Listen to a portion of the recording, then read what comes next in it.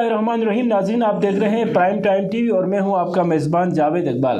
नाज़रीन, आप जानते हैं किसी भी सियासी जमात हो, मज़हबी जमात हो, कोई भी समाजी जमात हो, वहां पे यूथ का जो किरदार है वो इंतहाई अहमियत का हामिल होता है।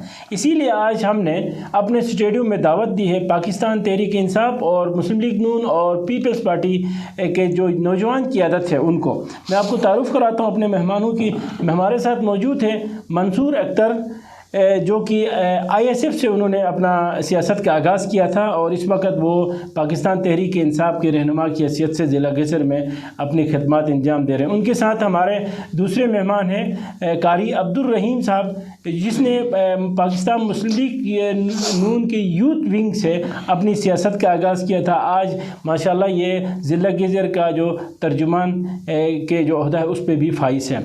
उनके साथ हमारे साथ मौजूद है हमारा तीसरा मेहमान बख्तावर शाह साहब, जिन्होंने काफ़ी साल पहले कानून साज असेंबली के इलेक्शन भी लड़े थे और आज वो कुछ दिन पहले उनकी काबिना डिज़ोल्व हो गई है। पाकिस्तान पीपल्स पार्टी ज़िला गजर के जनरल सेक्रेटरी भी थे। तो मैं आप सबको अपने स्टेडियम में खुशामदीद कहता हूं और साथ साथ मैं ये जानना चाहूँगा, मैं ख़ास तौर पर मंसूर अख्तर साहब से, कि किसी भी सियासी जमात में यूथ का होना कितना ज़रूरी है और उस जमात का यूथ के लिए क्या रोल होता है कि यूथ को आगे लाने के लिए वो क्या इक़दाम कर रहे हैं। और ख़ुसूसन मैं गज़र के हवाले से बात करूं तो गज़र में अब तक तहरीक इंसाफ ने यूथ को आगे लाने के लिए क्या इक़दाम किए हैं। बिस्मिल्लाहिर्रहमानिर्रहीम। सबसे पहले मैं प्राइम टाइम टीवी का बेहद मशकूर हूँ जिन्होंने आज इस प्लेटफॉर्म में हमें मदऊ किया, और प्राइम टीवी के तमाम मैनेजमेंट का भी मैं मशकूर हूँ कि एक ऐसा प्लेटफॉर्म इन्होंने मुहैया किया है जिससे हुकूमत और अपोजिशन दोनों की आवाज़ डिस्ट्रिक्ट गजर से पूरी दुनिया में सुनी जाती है। तो सर, बेसिकली आपका जो क्वेश्चन था कि यूथ के हवाले से, पाकिस्तान तहरीक इंसाफ के अंदर यूथ का जो भी नुमाइंदा यानी जो भी मेंबर हमारे यूथ का होता है उसकी हमेशा परफॉर्मेंस एवेल्यूएशन होती है। जो भी बंदा यानी जो भी हमारे पार्टी का मेंबर है, हमारा टाइगर है, वो जब बेहतरीन काम करता है तो उसको उसके काम के अवज़ उसे प्रमोट किया जाता है। सबसे पहले आप हमारे जो यूथ के लीडर्स यहाँ पे हैं उनकी आप एग्जांपल है, वो इतने मुतहरिक थे, यानी किसी भी पार्टी के अंदर यूथ जो है वो रेड की हड्डी समझी जाती है। जब तक आपके पास यूथ ना हो तो वो पार्टी कहलाई नहीं जाती। पाकिस्तान तहरीक इंसाफ के अंदर मेजॉरिटी जो है इस वक्त वो पूरी यूथ की है, और जब भी यूथ परफॉर्मेंस देती है उस हिसाब से उसको एवेल्यूएट किया जाता है और उसको आगे मूव फॉरवर्ड किया जाता है। और उसकी एग्जांपल मैं आपके सामने बैठा हूँ, क्योंकि मैंने मेहनत की पार्टी के अंदर, मेहनत करने के अवज़ हमें मौका दिया गया और हम ग्रेजुअली आगे बढ़ते जा रहे हैं। और माशाल्लाह से जो हमारी पार्टी का एक मैनिफेस्टो है वो तो पूरी पाकिस्तान को पता है, पूरी दुनिया को पता है, और हमारा लीडर जो हमारा मुर्शिद इमरान खान है उसके बारे में भी पूरी दुनिया को पता है, क्योंकि वो जब से उसने 1996 में जब से पार्टी की संग बुनियाद रखी गई थी, उसके बाद से अब तक टोटली यूथ के साथ उसकी इंटरेक्शन होती है। और वाहिद पार्टी है जिसके साथ यूथ स्टूडेंट पॉलिटिक्स हमने की है। स्टूडेंट पॉलिटिक्स से हमने सीखा है एक सियासत के बारे में कि पॉलिटिक्स एक्चुअल होती क्या है। पॉलिटिक्स हमारे यहाँ पॉलिटिक्स को कुछ और सेंस में लिया जाता है, लेकिन एक्चुअल सियासत जो है वो इबादत होती है। अगर इबादत समझ के कोई पॉलिटिक्स करे तो कामयाबी उसका मुकद्दर होती है। साथ साथ सिर्फ इबादत ही नहीं, उसके लिए हमने हर लेवल पे फाइट करना है। अगर गवर्नमेंट, जैसे अब हमारी गवर्नमेंट है, अगर गवर्नमेंट भी कोई काम ऐसा करे जो अवाम के मुतज़ाद हों, तो फिर हमारी लीडरशिप ने हमें ये सिखाया है कि उसके ख़िलाफ़ हम खड़े होते हैं। चाहे हमारा लीडर का भी कोई फ़ैसला अगर गलत वे बेजारा हो तो हम उस पर आवाज़ उठाते हैं। बाकी दूसरी पार्टियों के बारे में आपको पता है कि आगे से जो बोला जाता है उन्होंने मन तस्लीम करना होता है, लेकिन पाकिस्तान तहरीक इंसाफ में ऐसा कोई नहीं है, एक जमहूरी पार्टी है। ठीक है, और ठीक है। मंसूर साहब, आपने कहा कि यूथ जो है किसी भी पार्टी के लिए रेड की हड्डी की हैसियत रखती है। जी सर।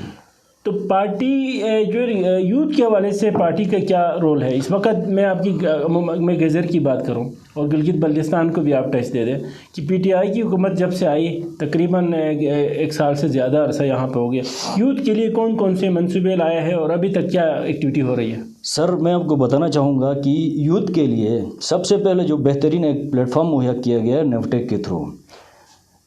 اب دنیا پوری ڈیجیٹلائز ہونے جا رہی ہے اور ہم اس ڈیجیٹل دور میں بہت پیچھے رہ گئے ہیں۔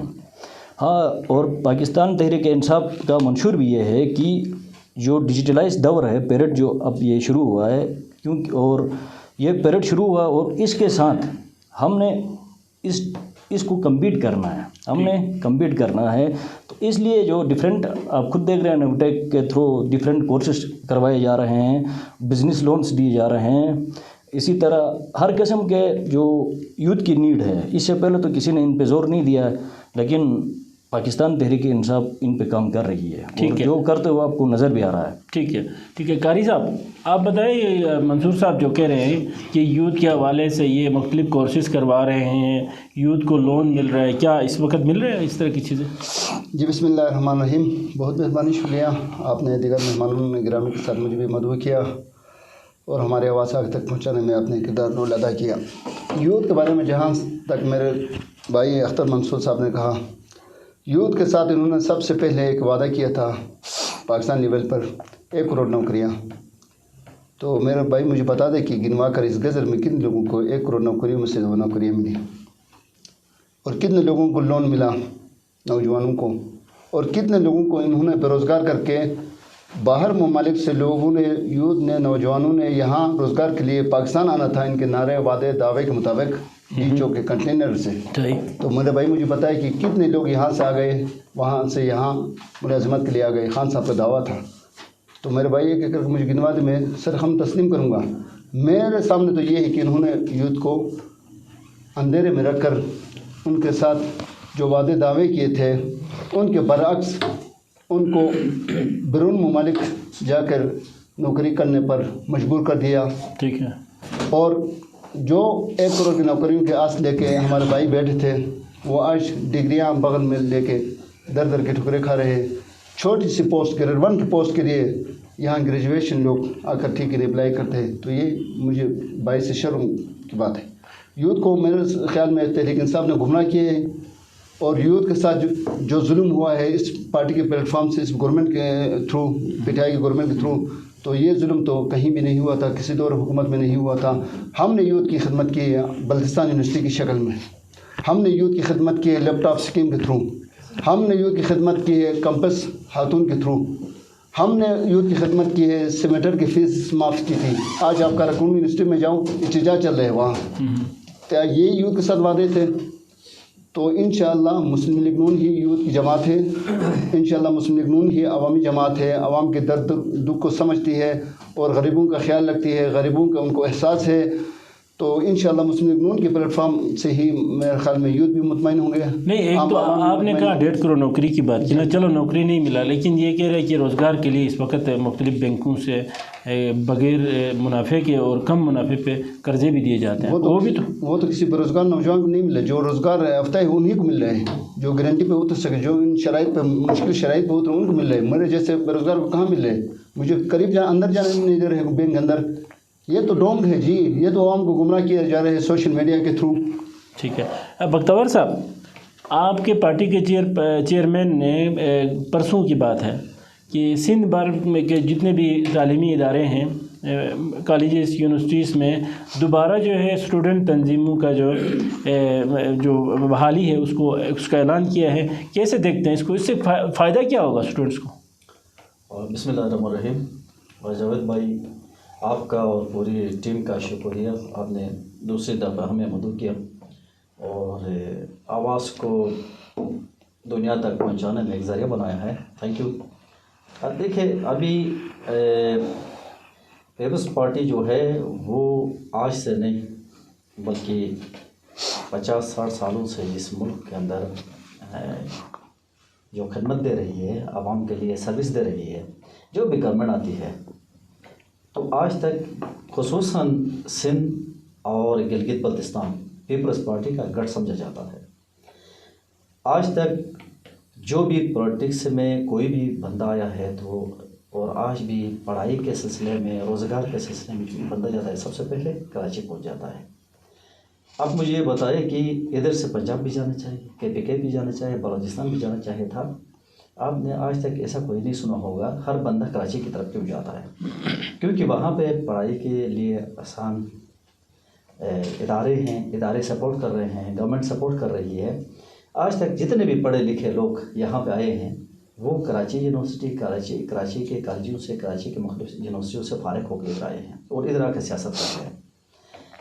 آج بلاول صاحب نے دوبارہ یونیورسٹیوں کے اندر جو سیاسی تنظیمات جو یوتھ کو انکریج کر رہا ہے، اس کا مطلب یہ ہے کہ ہمیشہ وہ ایک یوتھ کو انکریج کرنے کی کوشش کرتا ہے، کیونکہ یوتھ ہی ہوتی ہے تبدیلی کے لیے۔ آج بلاول صاحب کا جو ایجنڈا ہے اس کو لے کے دنیا مانتی ہے، خالی ہم گلگت بلتستان میں بیٹھ کے بات نہیں کر رہے ہیں، کیونکہ وہ ایک جمہوری انداز سے آگے جا رہا ہے، کیونکہ کسی حکومت کو حکومت کرنا بھی دیتا ہے تو جمہوری انداز سے کرنا دیتا ہے۔ آج آپ کو ہم یہ لکھ کے دیتے ہیں کہ کل پرسوں ہماری جو گورنمنٹ وہاں سے نکلے گی اس میں یوتھ کی کتنی تعداد وہاں پہ شامل ہوگی۔ لانگ مارچ کی بات، لانگ مارچ میں ابھی اسلام آباد میں زیادہ سے 8 تاریخ تک 8 مارچ تک ہماری پارٹی اسلام آباد پہنچے گی۔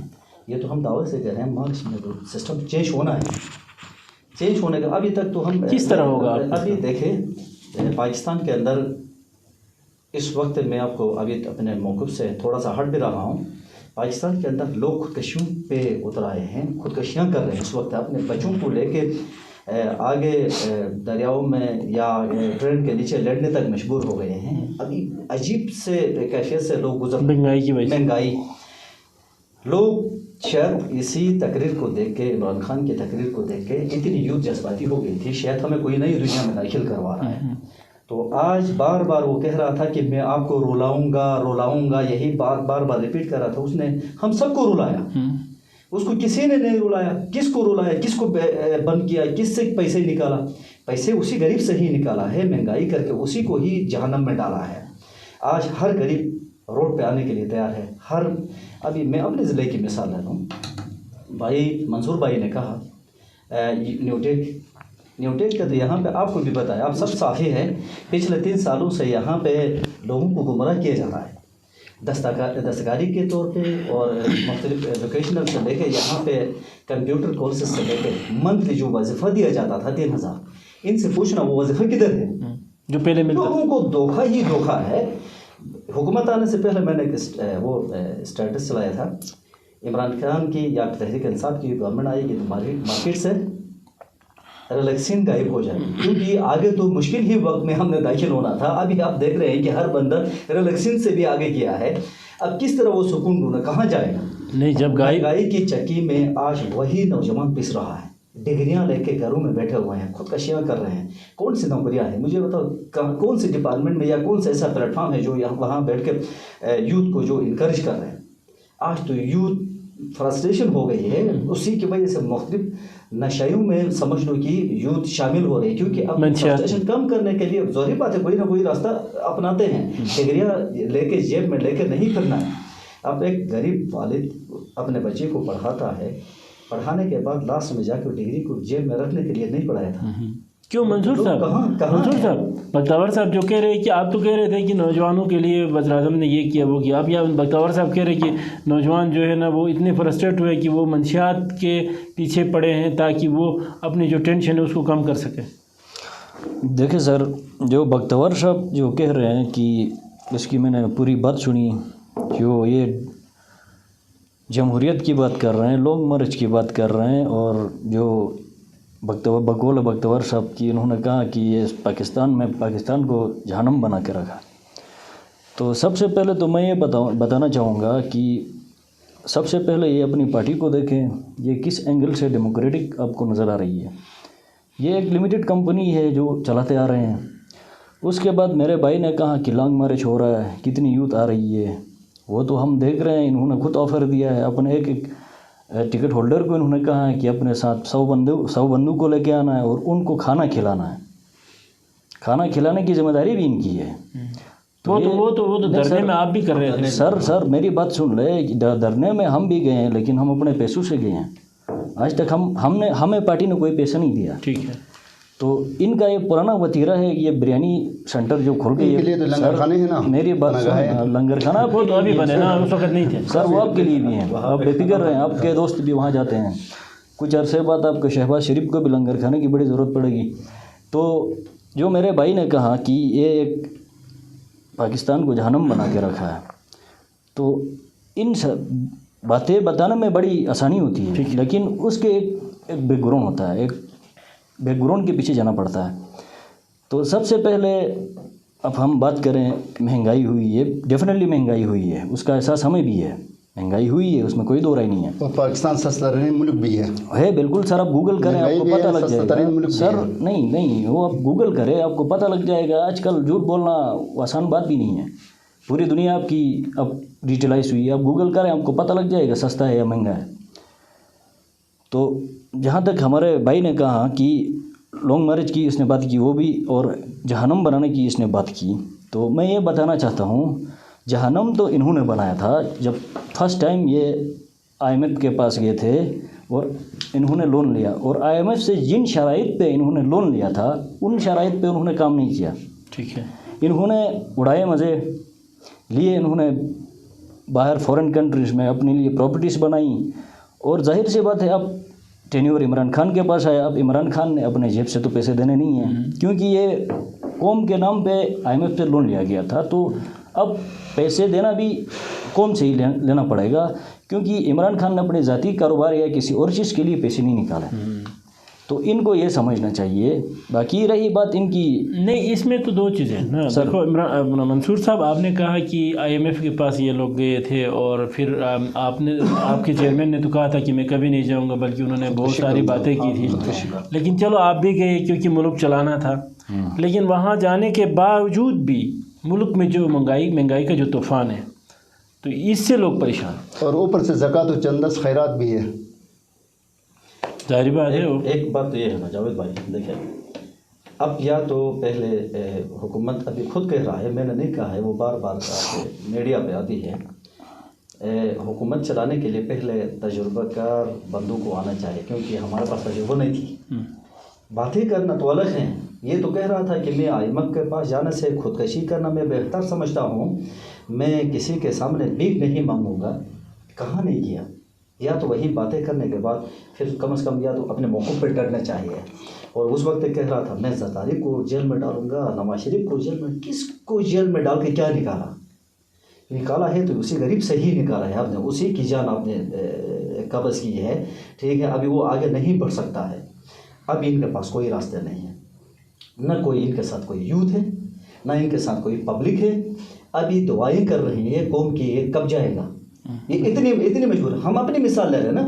ابھی یہاں پہ ایک چیز جو ہم 100 روپے کی لے رہے تھے آج 1000 تک پہنچا ہے.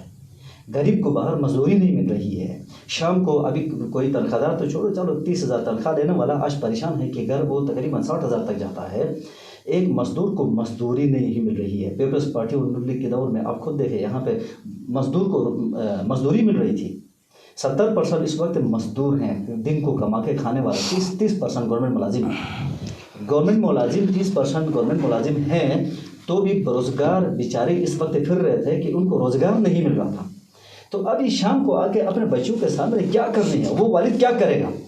خالی باتیں سنے گا، اوپر بیٹھ کے وہ دن بھر وہ اپنا جو وہ ہے بڑا سے وہ صرف چینل پہ آ کے نکال رہا ہے اور کہہ رہا ہے کہ میں مجبور ہوں، گورنمنٹ نہیں چلا سکتا، میں مہنگائی ہوئی ہے.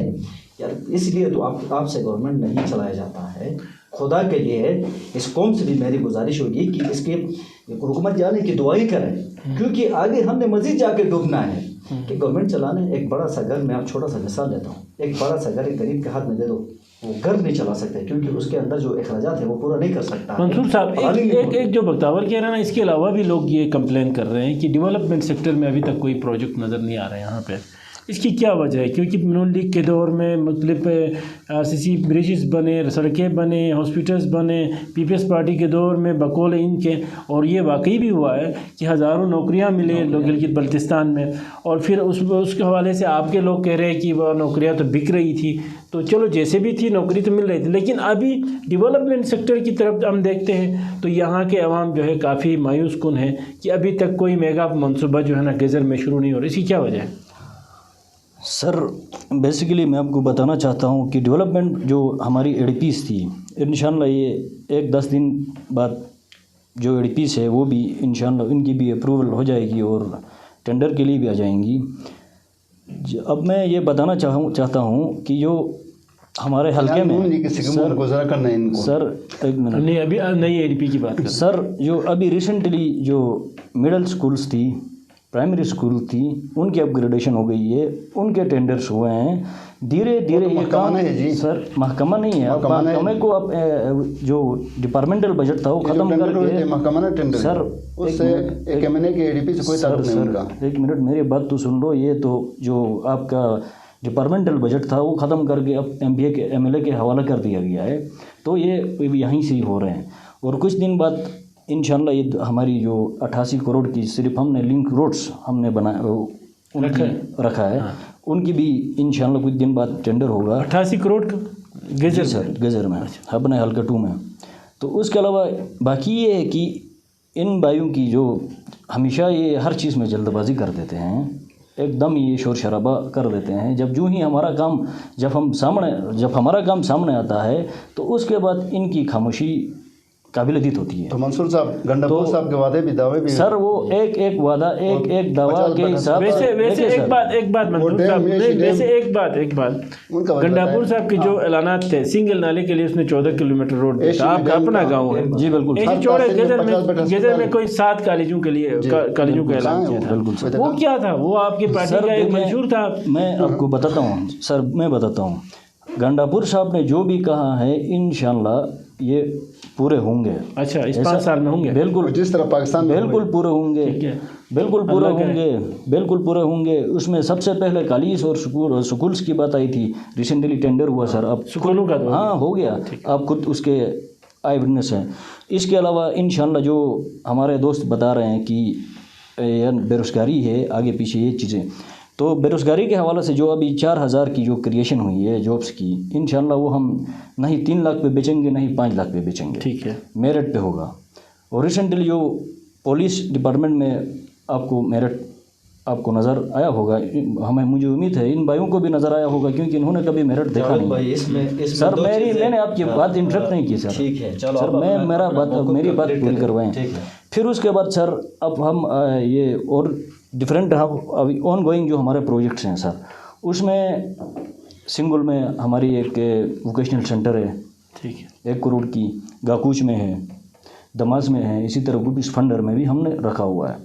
5 کروڑ کے صرف آپ کے ووکیشنل سینٹرس ہیں جہاں سے ہماری مائیں بہنیں جو ہے وہ ہنر سیکھیں گی اسکل ڈیولپمنٹ کے لیے.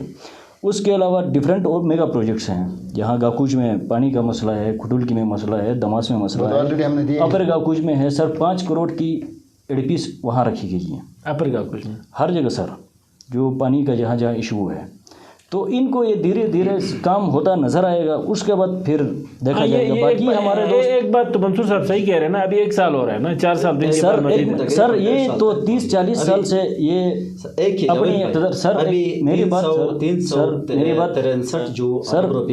میری بات پوری کرائیں. میری بات سنیں سر.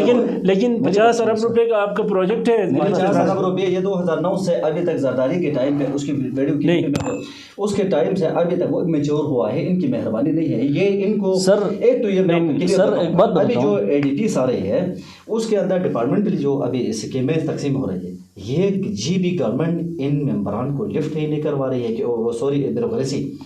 یہاں پہ اب دیکھیں ان کی بے بسی دیکھیں، ان کے ممبروں کی بے بسی دیکھیں. یہ بلواتے ہیں تو کوئی سیکورٹی نہیں، لیکن ایسا تو نہیں ہے.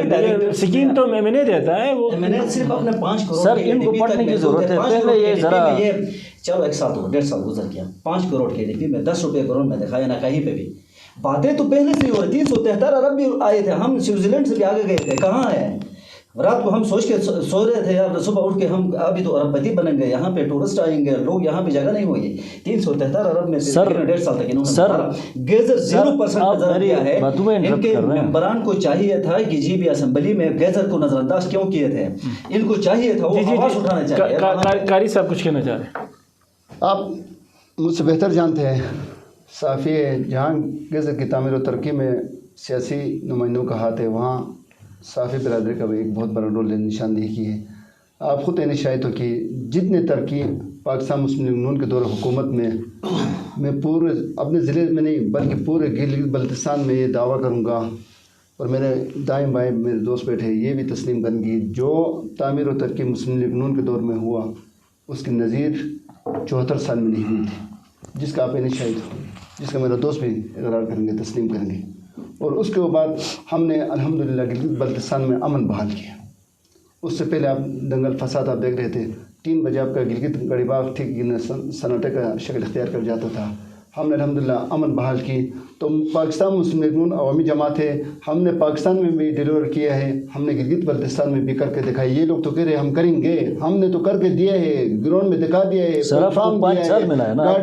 ٹرین پٹری پہ چل رہی ہے, یہ لوگ کر رہے ہیں, یہ کریں, ہم نے کر کے دکھایا. تو ان سے کچھ بھی نہیں ہونا ہے. قاری صاحب کے اس کا بھی میں جواب دوں گا. قاری صاحب آپ ایک غلط فہمی میں نہ رہے, گیزر میں ہم امن کے ساتھ رہے ہیں تو ہم خود امن سے بیٹھے ہوئے, امن کے ساتھ بیٹھے ہوئے, نہ کسی امن کمیٹی کی عزت میں ہم امن کے ساتھ ہیں, نہ کسی شخصیت کی امن کے ساتھ. ہم خود امن کی بات کر رہے ہیں تو ہم خود امن کے ساتھ بیٹھے ہوئے ہیں. جی بی کو ہم مثال دے رہے ہیں گیزر سے. لیکن الحمدللہ پچھلے کئی سالوں سے 2009 کے بعد جب مساجد بورڈ بنا اور پیپلز پارٹی کے دور سے یہ ایک انیشیٹو لیا گیا تھا, نون لیگ کے دور میں بعد میں اس کو امپلیمنٹ کیا. جمہوری انداز تھا, ابھی لوگ آ کے کوشش کر رہے تھے, جمہوریت سے ہی امن آئی ہے.